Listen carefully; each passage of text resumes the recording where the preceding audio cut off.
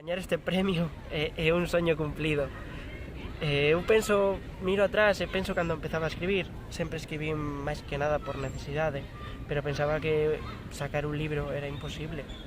E aquí estamos, grazas a todas as persoas que me apoian día a día, pois aquí estamos gañando este premio e emocionando as persoas que leron este relato, que é o máis importante. Cando rematei de escribir O amor das pedras non pensaba que gañara nada.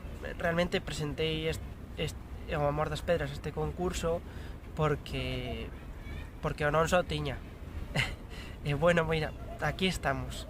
E faime tremendamente feliz que unha obra que trata sobre amor e como entendo eu en base ás persoas que quero, teña acadado este recoñecemento. A verdade é que me fai tremendamente feliz e ademais confirma tamén que o amor é o motor que temos para cumprir os nosos soños.